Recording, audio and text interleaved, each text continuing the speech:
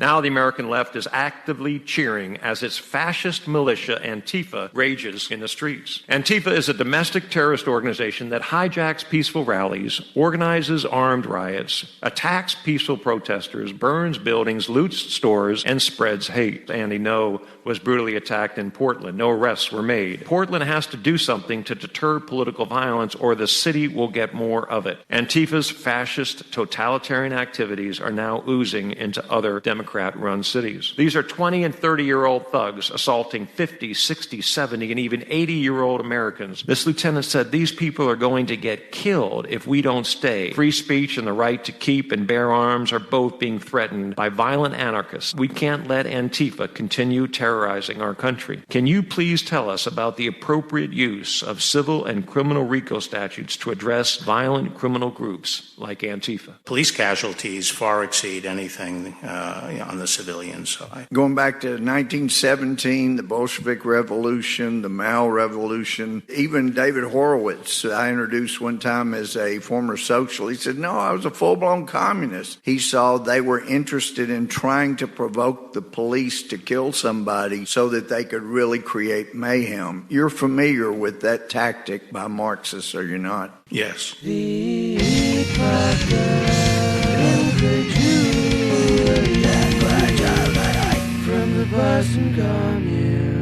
Welcome, listeners, to the Epoch of Incredulity. I am Jesse, and I am here with my co-hosts Joe and Scott, and we will be discussing fascism, anti-fascism, the historical context for fascism, and the ways that it has been rearing its ugly head in politics as of late. That's how you're turning it over to me? You're just going to point at me? I like it. It's good. It's good enough. Okay.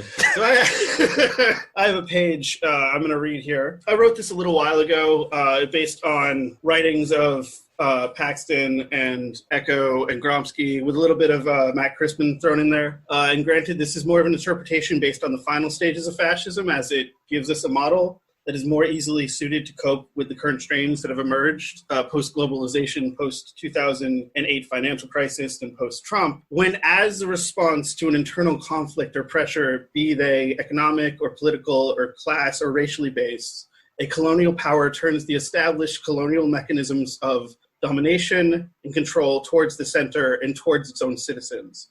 In a post-Occupy, post-Trump, post-George Floyd political reality, this is the best definition to understand fascism in a modern context. In more simple historic terms, as put by Robert Paxton, fascism is dictatorship or suppression against the left amidst popular enthusiasm. This includes seizing of industry, control of a civilian populace through disenfranchisement, curtailing of rights, violence, annihilation, readiness for violent action, anti-intellectualism, rejection of compromise, and contempt for established society and modernity. It was forged in the traumas and depravities of World War I, the feelings of devastation, demoralization, humiliation, and loss on a national scale, mixed with the perversions of the emerging sciences such as Darwinism, and now fully debunked racial sciences, the existential philosophy of Nietzsche, the psychoanalysis of like Freud and Jung, blended into the myth of inherent greatness, unrecognized or lost to progress or modernism and modernity, coupled with a desire to return to a time in which that perceived greatness was treated as paramount for the community over individuality. This is important, as a way to address the shortcomings and quell anxiety sprung forth by the failures of liberal institutions unable to protect democracy under the weights and demands of capitalism. While it does critique capitalism from a very far right position, above all, it is still a capitalistic, like capitalism's overriding response to the traumas of its own failure. It's basically a continuation of the thing we were talking about with Elon Musk, of the material used to solve the problem is the material that causes the problem. In that, it is truly and utterly a postmodern and opportunistic approach to leadership, to government. It's deliberately rife with contradictions and inconsistencies. It is almost solely driven by the pursuit of power and control. And it's built on this base of fear, it's built on anxiety, and it's built on hatreds that are birthed both from the death drive turned into a political ideology and a grand design to quell the ruling class's anxieties towards universal suffrage and the inevitable dictatorship of the proletariat. As these are inevitabilities, as Engels kind of detailed at the end of the 19th century, as these are the only way for them to truly be press is like total control and destruction of the state by the state. And by that end, any fascist empire will either buckle under its own weight, or it will reform, or it will just completely lay to waste just its entire internal structure and just fall apart. And basically what Nazi Germany happened to Nazi Germany. It's either you see what happens in fascist Spain, where it just reformed and eventually democracy flourished, or you see Nazi Germany and everything collapses. But it cannot sustain. I'm going to turn it back to Jesse. Thank you, Scott. That was a very complete overview of fascism in all of its lack of glory. So I did a pretty deep dive into a document that was authored by a woman named Clara Zetkin, who was a prominent member of the Third Communist International. Just a little bit of background on Clara. She lived from 1858 to 1933. She lived in Germany for her whole life until 1924. And she spent the rest of her years in Russia until her death in 33. She joined the socialist movement at age 21 in 1878, which was the same year that anti-socialist laws were enacted, making it illegal for Germans to promote or to participate in socialism. In 1885, she became a national executive member of the German SPD, which is the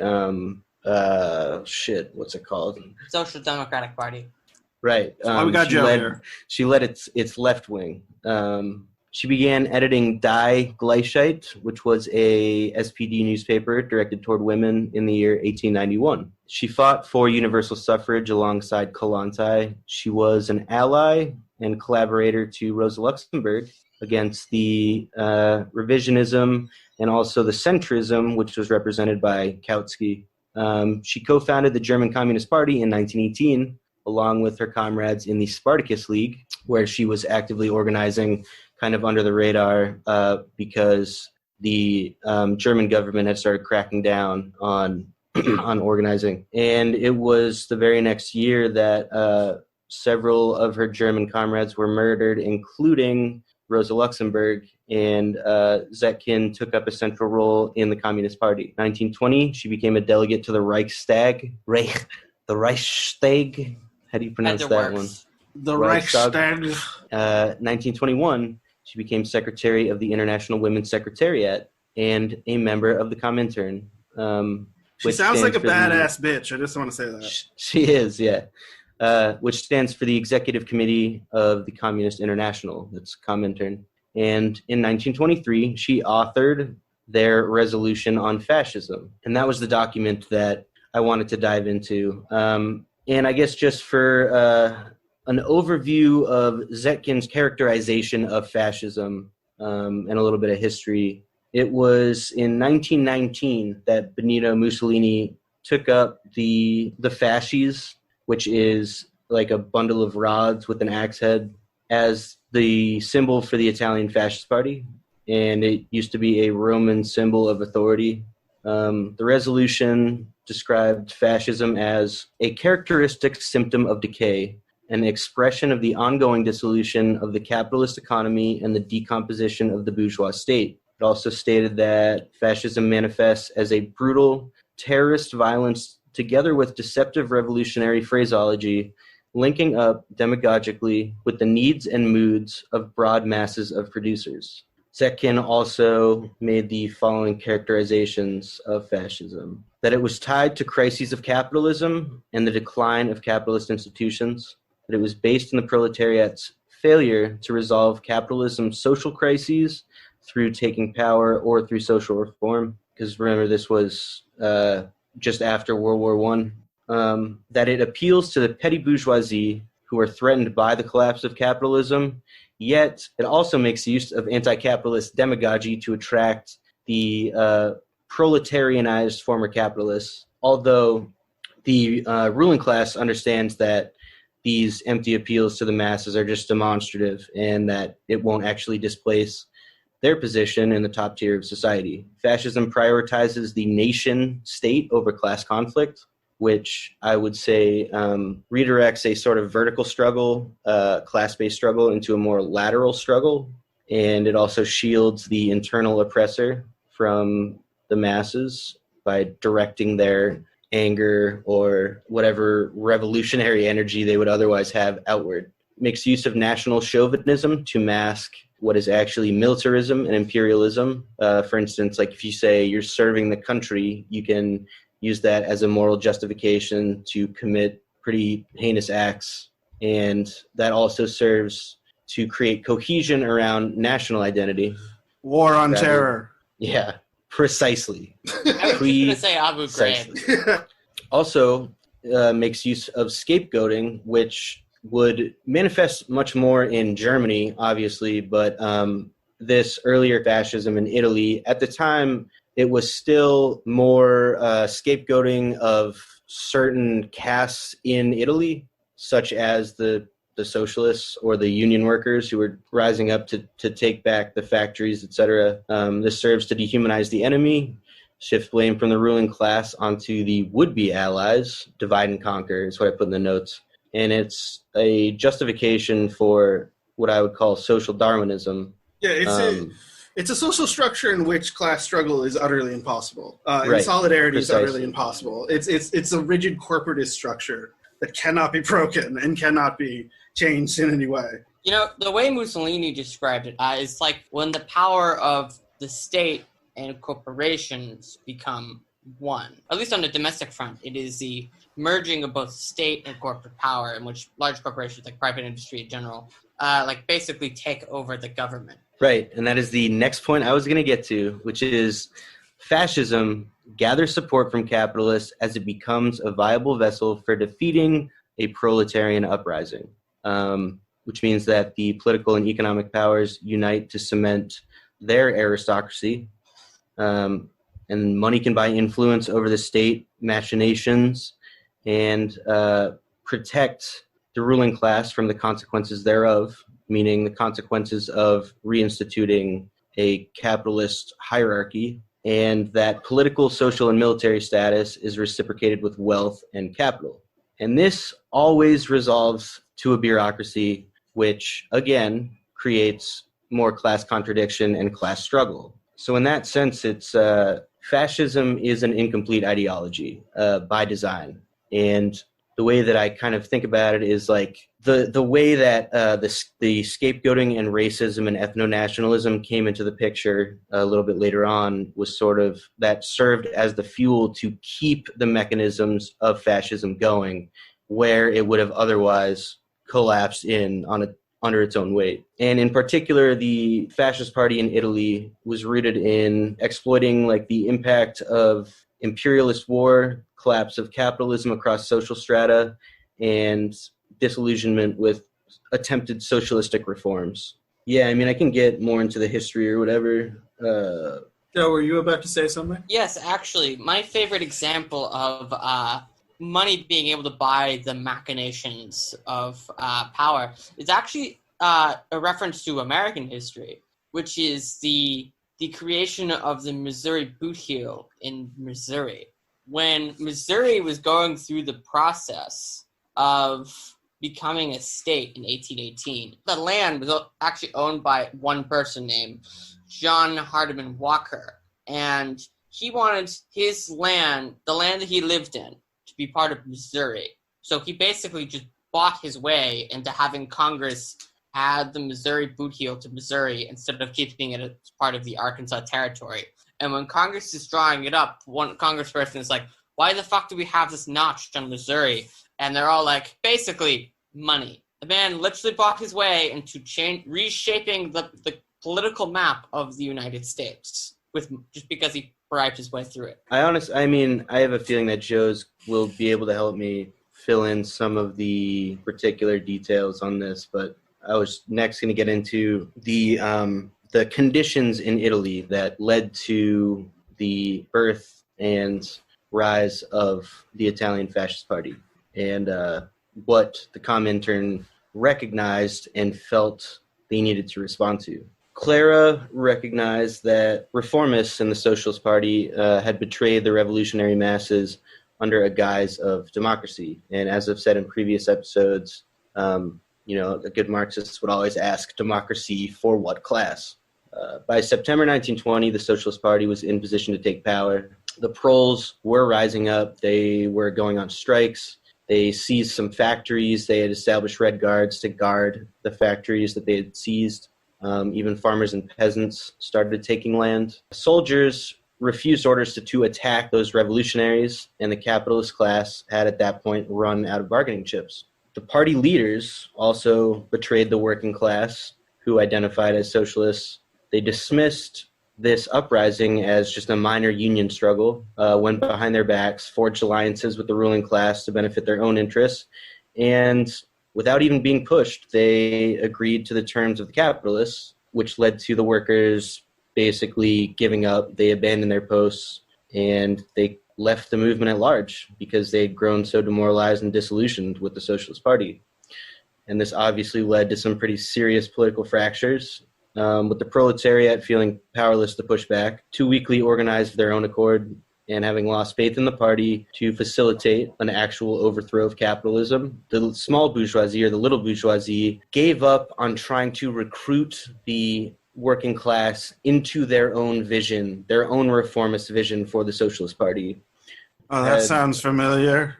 Like the Former PMC officers rejecting the working class during the Bernie Sanders campaign. Too soon. Yeah. Too soon? Question mark. Too soon.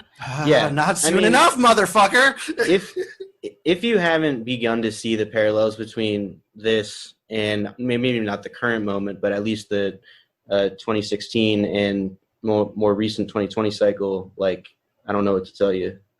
Also, former Italian officers kind of lost faith in the state as well because they were just sort of left behind and fell through the cracks after the war, which in other European countries... The Lincoln Project?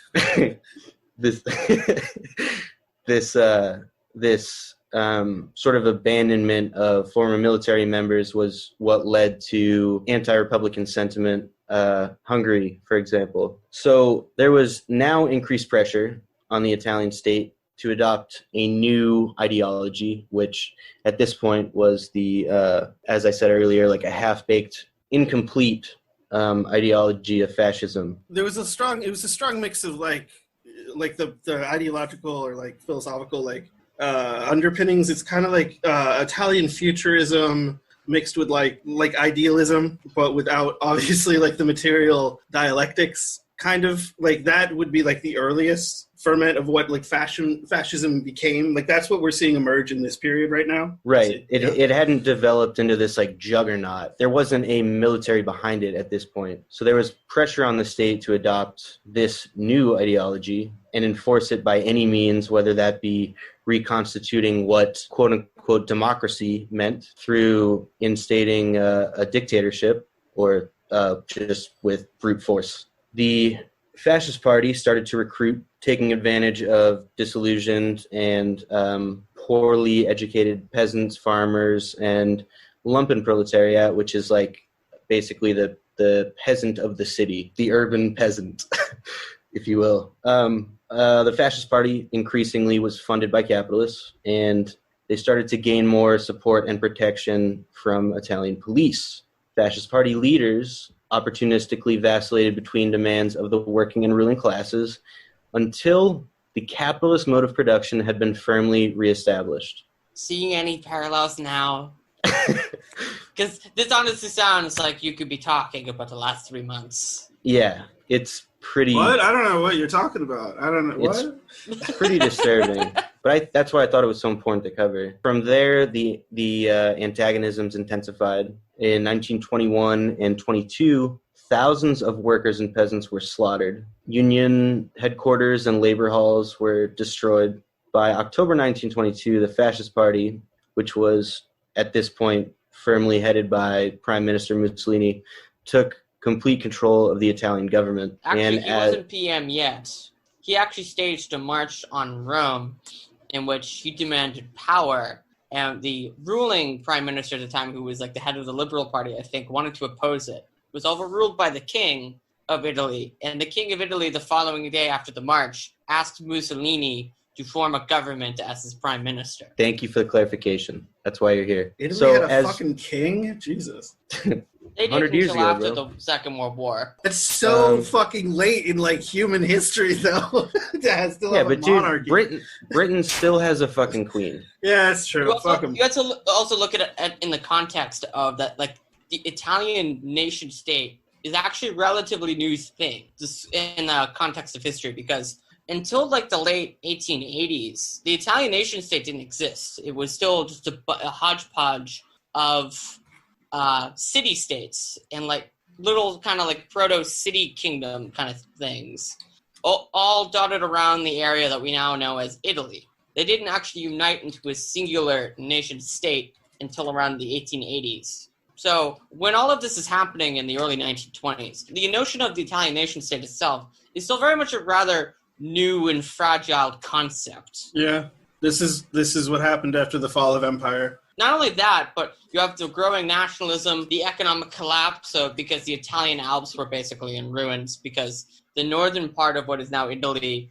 was basically like part of the Western Front for the entirety of the war between the Italians, the Austrians, the Germans, and the French. And then you also have the economy still kind of collapsing because we just endured a war and we're still a rather new, fragile nation state. We barely have an economy, and then we go through a massive economic trauma that is a major global conflict.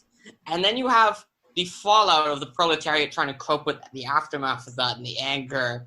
And the only people that seem to have really any kind of answers how to help the proletariat, well, not really an answer, but it was like a lie, was the fascists. They get violent, they start marching on Rome and demand power, and they're just kind of handed it. The previous pie in the sky was tasted, and it tasted like garbage. And the fascists produced a new pie in the sky, and the workers hadn't really tasted it yet. Yeah, the Wickers never really get a taste of it. They're just told that it's there if they just keep fighting. So this is jumping way ahead in the timeline, but they very, very nearly get the taste of the pie in 1948 when the Communist Party, 48? because the only, as everywhere else at the war, the only people who were actually fighting the Nazis were socialists and communists. So the only people left in Italy by the end of the war that have any real kind of respect and prestige left are the communists, because they're like, we were the ones fighting the Nazis. What the fuck were you people doing? The United States spent a fuck ton of money ensuring that the Communist Party did not win the next scheduled election. Yeah, we just resumed the Cold War after World War II. Notice how I said resumed.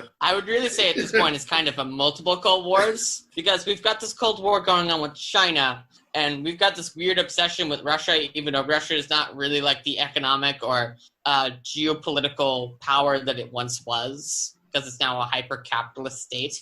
It's kind of been hollowed out by Larry Summers and the like. Russia is still arguably even more capitalistic than the United States, which absolutely. is pretty hard to do. Since I mentioned him, I am a little bit annoyed that the vote yes on to the ranked choice voting campaign, I swear to God, they're driving me insane. Because in the past week, they have posted endorsements from not just Deval Patrick, but Larry Summers, driving me up the wall.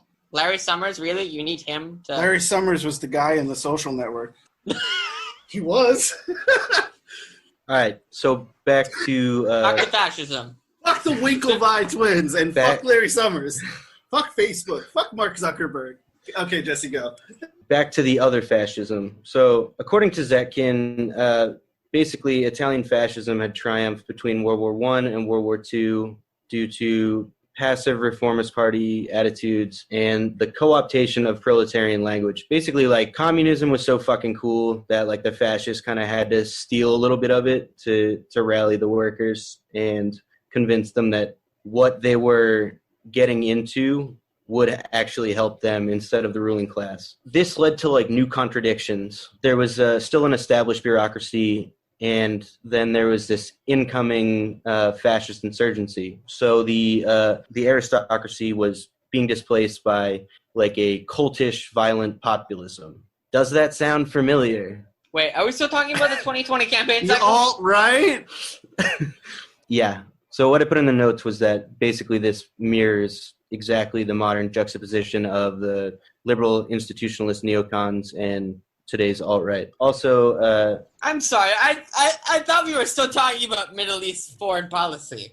no, see, it's the tricky part. This happened 100 years ago. So Oh, right. There's that. We got you. Can be pretty hard to tell them apart.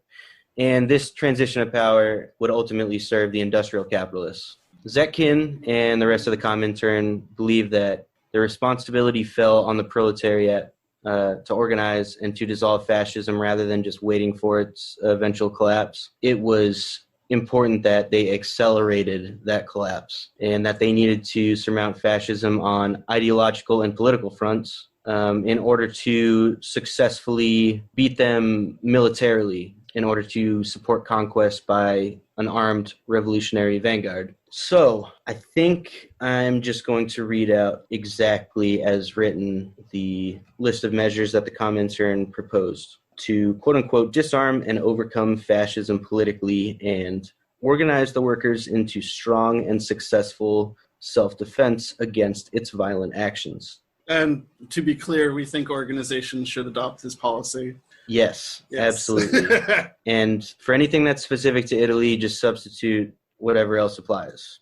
Fucking Israel, United States. Yes, that's right. I said Israel. Netanyahu's a fascist. So it's actually funny. I saw an article today about Netanyahu, which is perfect parallel to Trump, where he's claiming that the media is ginning up violence against him, which is, I'm sorry, wait, that's been the narrative the last 3 years from the Trump White House. Oh, it's the media. Maybe he's trying to get his corruption trial pushed back a little bit further by blaming the media. Also, a couple years ago, Netanyahu claimed that it wasn't actually Hitler's intention to exterminate the Jews. So, yikes. Oh yeah, and also Candace Owens, her biggest issue with Hitler was that Hitler was actually imperialist, and that was the bad part. Oh, I remember that committee hearing. Yeah, I might just put a moratorium on quoting Candace Owens on this show ever again right now. So, but it's fine. All right, I'm okay with that. All right, so number 1, collect facts on the fascist movement in every country. 2, methodical education of the working class regarding the hostile class character of the fascist movement through newspaper articles, pamphlets, posters, assemblies, and so on.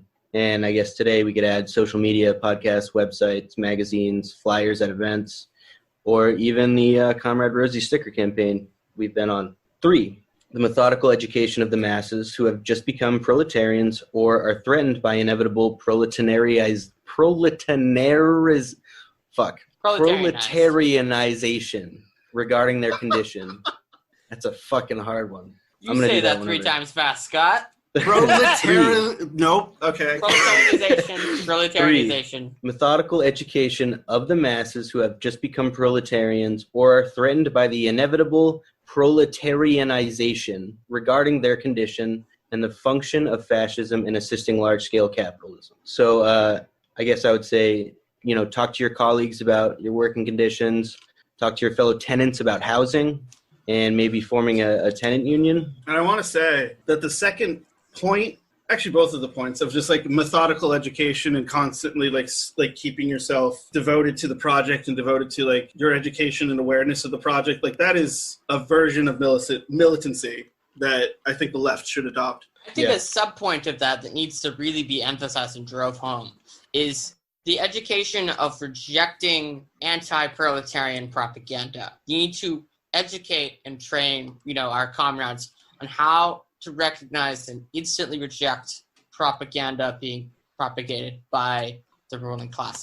New York Times articles, the nightly news and shit like that for our older comrades or comrades who are forced to live with older people. MSNBC. And you can do this in a positive way. You can tell people who they work in the public sector as they clean up trash. Those are the most fucking important jobs in the economy. And those people are told otherwise constantly by people who sit at a computer and do fucking nothing. Sanitation workers are the reason why we don't have the plague anymore. Yeah. Reality exactly. is proving this point, really emphasizing this point that oh, wait a minute, who's the most important people now? The garbage men, the sanitation workers. the service workers, the health. Yeah, like that's the fabric of society, is the quote unquote uneducated, the quote unquote unskilled laborers. There's no Like, such thing as unskilled labor. That's a classist myth. Stop propagating agitprop for the ruling class. all right, point 4. Organization of defensive struggles by the working class by forming and arming contingents of self-defense. Given that the fascists concentrate on propaganda among youth, and that worker youth must be drawn into the United Front, youth who are more than 17 years old must be recruited into the common factory-based fighting contingents. Workers' control commissions must be organized to prevent transport of fascist bands and their weapons. Fascist attempts to terrorize the workers and block expressions of their class activity must be mercilessly struck down. I would say, to that end, protect friends, family, and vulnerable people from recruitment by hate groups and harassment by hate groups. We look out for each other. When you go to a protest, show up with the right gear, educate yourself, make sure you have, eye protection, hand protection. So if somebody throws a fucking, smoke bomb at you, you can just throw it back. Tennis rackets for that. Right. Yes. As we've seen. You know what? Do both. Why not? And as we've seen, they are Also using bring those laser things. pointers. So, yes, bring all of the things you can bring, because as we've seen, it was mentioned in the audio clip at the beginning of the show, Portland, the cops they feel no shame to use those tactics against protesters. So, Right. yeah. If they escalate and we don't, then They're going to kill you. right. And If to someone's that, trying to kill you, the least you can do is defend yourself. right. It's the If you fucking feel that's the comfortable- ethos of fucking Antifa right there. God damn it. If you feel comfortable arming yourself, just learn to use your weapons safely and effectively. And this is not saying go kill people. This is just, if you want to join the SRA, it would be a good thing to do. Point 5. Workers of all viewpoints must be drawn into this struggle. All workers' parties, trade unions, and proletarian mass organizations must be called on to join the common defense against fascism. So I would say don't compromise your beliefs, but form alliances with other workers and other people who are feeling the same kind of economic strain that you are. Just be smart. 6. A struggle against fascism is needed in Parliament and in all public institutions. Strong emphasis must be laid on the imperialist and arch-chauvinist nature of fascism, which heightens the danger of new international wars. Sometimes I get very despondent about electoralism, but remember this was written by the Communist International in Germany. So they have a different political system than we do. Like, we have a disgusting duopoly, but we still do have the right to be represented by our legislators and congresspeople. So I would say assert that right. Run socialist candidates wherever you fucking can. Yeah, it is important to remember that Marx and Engels both believed that if we could make advancements through electoralism, then we should try it. But they also had the understanding that, there is no way we will possibly vote the revolution into being. So, Right. But, if we can get gains through electoralism, take them, but we're not going to get a full revolution through it. Right. Precisely. Thank you, Scott. Welcome.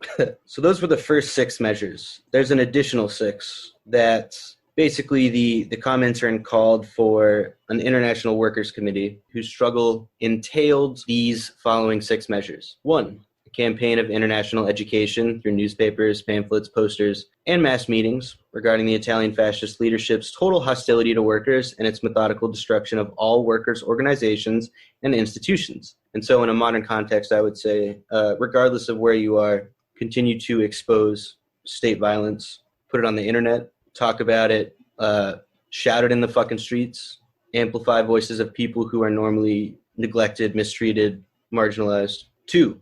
Organization of international mass meetings and demonstrations against fascism and against Italian fascism representatives abroad. I know that as of late, there have been some demonstrations for Palestinian solidarity in opposition to the fascist tactics of the Israeli military and government, and against collaboration of the United States through APAC. Speak with your comrades from all over the world, because now we can do that. We can instantaneously talk to people from fucking anywhere, pretty much. And critical support for all of the anti-capitalist projects worldwide, even the ones that they don't fit into your fucking your utopian vision of what socialism is supposed to be. 3. struggle in Parliament. Demand that Parliament, the workers' factions within it, and international workers' organizations send commissions to Italy to investigate the condition of the working class there. 4. Struggle for immediate liberation of arrested or imprisoned communist, socialist, or non-party workers. See, this was the one that really got me thinking about this shit. Scott and I both went to a PSL rally, and one of the speakers was talking about political prisoners, and it hadn't really occurred to me until then that, like, most of the socialist organizations aren't really putting that message out there, especially not the DSA. Cough, cough. I think that's a message that we need to be pushing locally in our organizations, because if we don't fight for the comrades that fought for us, why the fuck would we expect anybody else to fight on our behalf? And we could be fucking political prisoners pretty soon here. It's another reason I want to go over this. 5. Organization of an international boycott by all workers against Italy. Refuse to ship coal to Italy. All transport workers must refuse to load and ship goods to and from Italy, and so on. To this end, create an international committee of miners, seamen, railway workers, and transport workers in every field. I would say, like, 1, you can substitute Italy for any fascist dictatorship. Again, BDS campaign, Israel. But also, like, there are international, like the IWW. We are not national socialists. We are international socialists. 6, material and moral support of the persecuted working class of Italy through collections of funds, accommodation of refugees, support for their work abroad, and so on. Expand international red aid in order to carry out this work. Involve workers' cooperatives in this assistance work. I'm going to be completely transparent. I didn't even look into what international red aid is. I assume it's just kind of like mutual aid amongst socialist nations. But on a local level, you can just call that mutual aid. So yeah, help people in your community, help people who aren't in your community, and definitely continue to ask people what needs they have that aren't being met by politicians. Sometimes, like, you do need to kind of get on the ground and just get food to people when they don't have it, because if we don't step in, that's when, you know, especially in regard to Italy, like, that's when the mob steps in. If the person helping you holds left-wing ideology, maybe you'll be more receptive to that ideology. The same would obviously go for right-wing ideology. So if it's a fucking Nazi that's helping you out when you're on your ass, then, like, that's kind of how they recruit. Like, that's how it works. And the last point that Zetkin makes is that the fate of those oppressed under fascism is tied directly to your fate. An injury to one is an injury to all. And we can't wait until this is a direct threat to us to act in defense of the proletariat. Be really emphasized, because the capitalists have definitely internalized this sentiment. Like the Article 5 of NATO, which is always talked about. Like the article in which the justification for, like, oh, the attack on one is the attack on all. Like after 9/11, Article 5 was used to justify dragging all of NATO with us to Afghanistan and Iraq as we plundered those countries for whatever reason. Like, the capitalists understand this, and they are organized accordingly. If we are not organized in such fashion, we will be crushed. Yeah, I mean, the capitalist class have this class solidarity shit on lock. They do, and it's really annoying because, like, proletariat can never seem to get its act together and rise at the moment. But, like, the 1%, Yeah, they're like that. Like, they got true class solidarity. absolutely. Ugh. Politics to them, like, is like a hobby. It's like, oh, we're on the same level. We're all keeping it 100 when it comes to economics. So politics to them is really just about the social issues, because they're all in agreement on matters of economics. I think it is becoming more clear that we're in a moment of contradictions just Like, becoming as clear as they've ever fucking been. yeah, like, We're in a moment where, like, things literally cannot become more obvious than they are now. If you still aren't getting it, there's honestly, it becomes a question of whether or not you will ever get it. and like the ruling class, like the 1%, whatever you want to say, like being in total agreement about these things and having that pure class solidarity on, like, economic issues, like how that materializes in our government is people like Nancy Pelosi rejecting the Green New Deal. It has real world ramifications that happen on both sides of the aisle. It's not just the Republicans, but that is how it manifests. That is how that attitude comes to be. To fucking do the Green New Deal would be to compromise the economic agreement that the ruling class has. So they're not going to fucking do that. Or wealth the fact that redistribution. The Democratic Party has controlled the House of Representatives for nearly 2 full years now. And in that time, there has been one committee hearing on Medicare for All in which the members of Congress on the committee were not actually allowed to say the phrase Medicare for All. Forget passing Medicare for All through the House. Forget even having a vote on it, despite the fact the House is a majoritarian institution in which all you need to get things done is have a simple majority. A simple majority is all you require to control the chamber. So in theory, if you control the majority, you set the agenda, you decide what gets on the floor, you decide what passes. And so the fact that Medicare for All has not seen the light of day is a choice. It is a policy choice. The fact that it's only gotten a single committee hearing in which they weren't even allowed to use the phrase Medicare for All is a choice. Is fucking deranged. Fun fact, it was actually Richard Neal who was heading that hearing. Representative Neal of the Massachusetts 1st Congressional District, which covers most of Western Mass. At his insistence, because of all the money he takes from Blue Cross Blue Shield, among others in that industry, he forbade the usage of the phrase Medicare for All. This was like a 3-hour hearing. What do people have to say? Like, we would like these puppies, but we can't have them. Hypothetical like, puppies. These fucking dogs are going to start chewing into our profit margins. Come on. Hypothetically, it's going to make workers have less anxiety in their life, and that means that they're going to make decisions that aren't made in a fraught mental state, which means they're probably not going to consider the shitty job with the shitty healthcare that's provided. Fuck. They aren't locked into the... We can't let them do that. If we aren't locked into the permanent fight or flight attitude. Mental state that everything is the most intense fucking thing imaginable. I know. You get people like Joe Kennedy who's like, oh, I'm for the Green New Deal, but I also have like $2 million in fossil fuel stocks. And I also wanted to fucking take the state back on I said the magical words.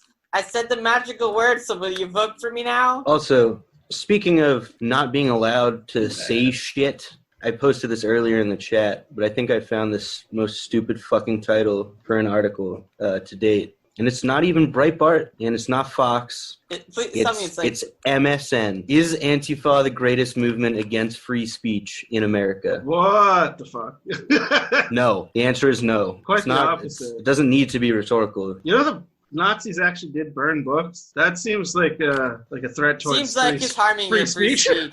I love that Dave Rubin is like unironically names his book "Don't Burn This Book." Fuck you. Like not understanding like the history behind book burning. I challenge you to fucking tell me anything Dave Rubin understands the history of. Yeah, that's also true. But I just think it's hilarious. I mean, he's too stupid to understand it, but like it's hilarious for the rest of us who have brain cells, who have agency. I would argue that Dave Rubin isn't capable of having his own agency. No, he is. Just, it's the agency to say the most ridiculous shit imaginable. Like Jesus was hanging out with Muslims, or you're saying that Martin I'm only Luther King useful would be for a saying these Republican things? today. I was referring to this like conversation like that was on YouTube that like I've seen that. him and Dennis Prager. They both have giant Dennis cigars. Prager was like, no, you should call yourself a liberal. It's good for our brand. And he just kind of takes it. He's like, so what? My high level ideas are only good because I claim to be a liberal. That's what you're telling me, Dennis? I can sound drop that in post. I want you to continue to say you're a liberal because you're of great use to good values. Well, don't worry. I'm not doing it for your use of me. I'm doing it for myself. No. Yeah. It's like Christians who say to me, we would love you to come to Christ, but you are so valuable to us as a Jew when you defend us Christians. Yeah, I love ideas. Go back, everybody. When Anna Kasparian was on Michael Brooks' show and they talked about Dave Rubin, go back and listen to that. Oh, I remember that. Find out the truth about who Dave Rubin really is. It's very important. That was so funny. That was a year ago, and it's so funny. It's almost as funny as like when he had the interview with Marianne Williamson, and she like just completely floored his ass. But slavery is bad, Dave. Slavery's bad. Tom Cotton. Actually, Tom Cotton, who is literally the closest thing to a person being named Jim Crow as reality will allow. The senior senator from Arkansas, Tom Cotton, said this past week to the local paper of record that slavery was, quote, a necessary evil. Oh, slavery was bad. I never thought about it that way before. It's a high-level idea. Very high-level idea. Dave. Oh, no. All these great ideas. Oh, no. Scott's connection. Oh, Scott. no. Am I here? Don't go into the lights. Oh, my God. I would have been so upset if we fucking lost all What that. happened? What happened? You just froze. Oh, no, it happened before a second, like a couple, like 10 minutes ago. And I guess you guys didn't notice, but I noticed it, so. Oh. Great. Was there anything else we wanted to talk about? Actually, there was a bit in the notes that I would like to kind of, the history person that I am, I must kind of correct. There was mention of how Italian fascism wasn't, like, explicitly ethno-nationalist at first, which... He's coming for your notes! The Abyssinian War in 1935 was very explicitly, like, eugenicist.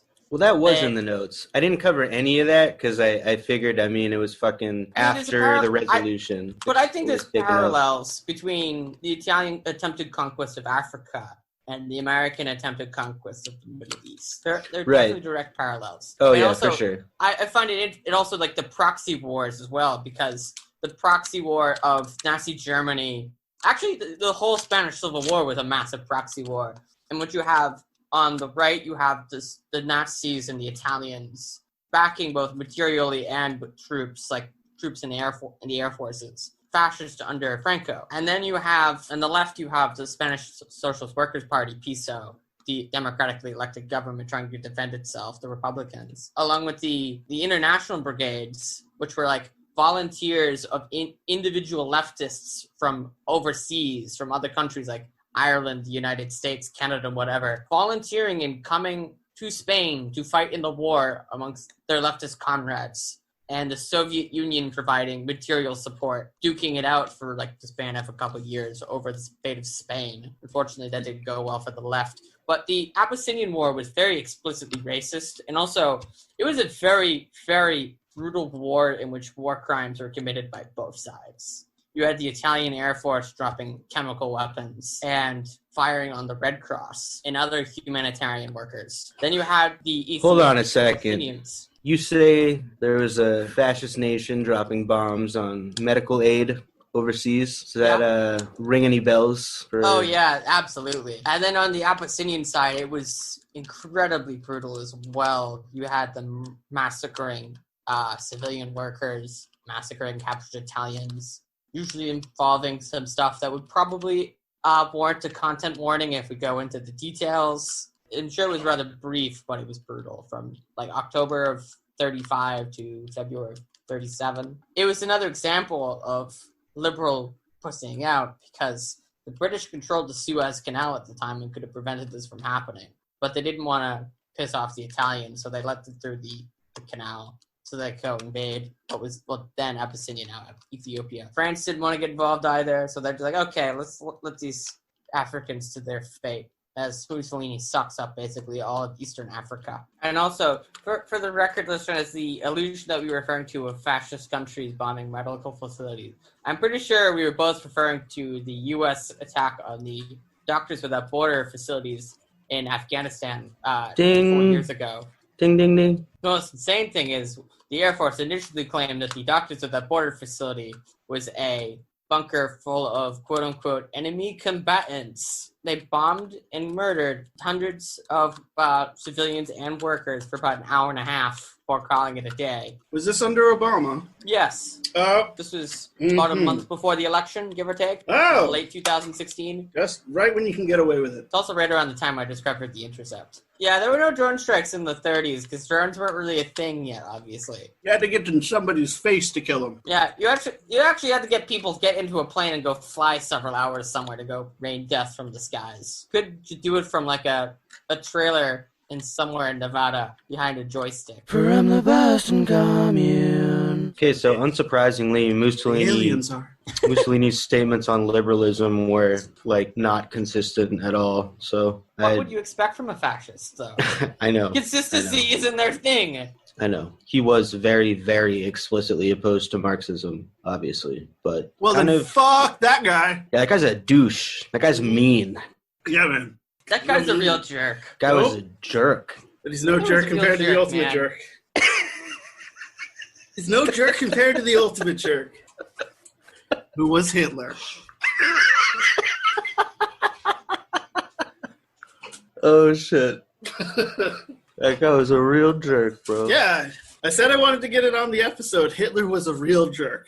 Well, I did it for you, and then you did it yourself. You set it up, baby. Well, so I guess, International Red Aid. It was essentially the Communist International's version of the Red Cross. Yeah, a far less bougie Red Cross. That doesn't just put on expensive concerts and not spend the money. So, do we feel good about this episode? I feel fucking good, actually, about this episode. I feel good and We're great. going to talk about the clip that we all listened to, like, when we first started trying to get the ball rolling. Sure. I mean, you can, you are Go welcome. off, Joe. Joe Also, we off. should probably throw that into the final edit. Should probably throw the clip into the final edit as well. Oh, no, I will. I'm probably going to use that as... But that's like so many degrees of fucked up. It's like, we are, like, staring over the abyss. The tsunami is coming. The fascists are coming, and they're quite clear about it now. We're at the point where they're literally calling for, like, rounding us up. This feels very eerie to, like, what happened to the Wobblies in the early 20s, late 19-teens, when the government regarded them as anarchist terrorists that must be killed, and they were all like massacred on the West Coast. Oh yeah, this is like another iteration of the Red Scare. I don't know how bad it's gonna get, to be honest, but like I'm not gonna take any fucking chances. If you are a leftist, now is a good time to update your passport. Being called the Red Scare 3.0 online, I don't know because if when that's accurate. shit pops off, it's going to pop off fast. And if you have no means of getting the fuck out, you might well be screwed.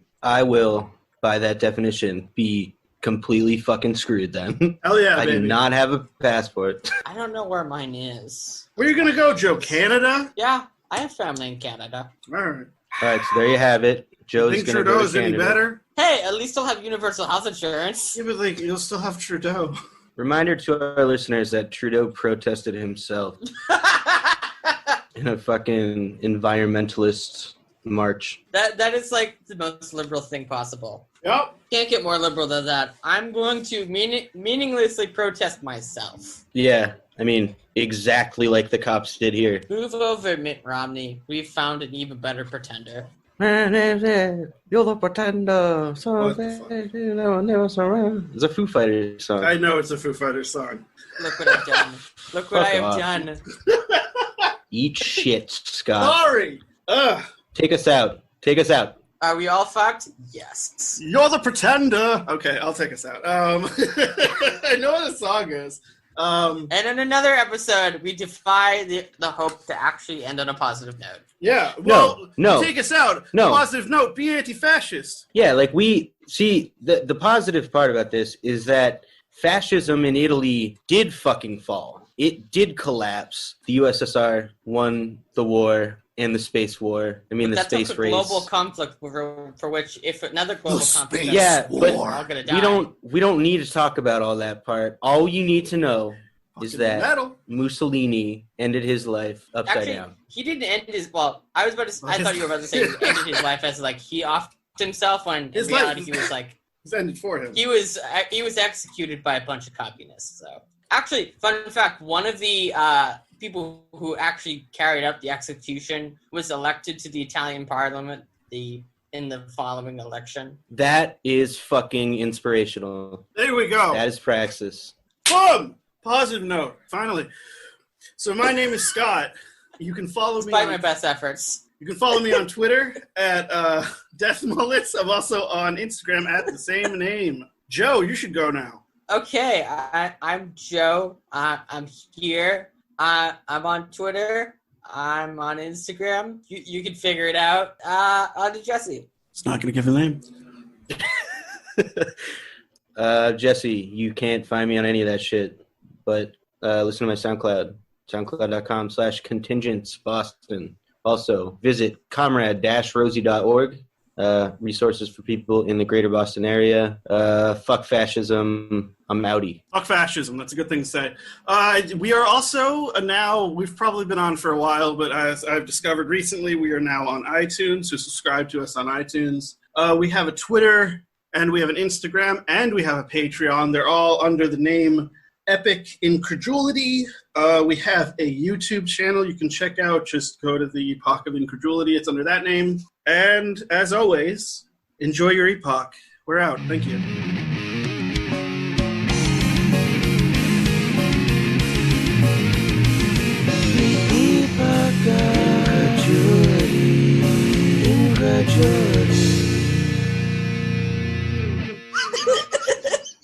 I'm just gonna wait until you guys tell me that it's long.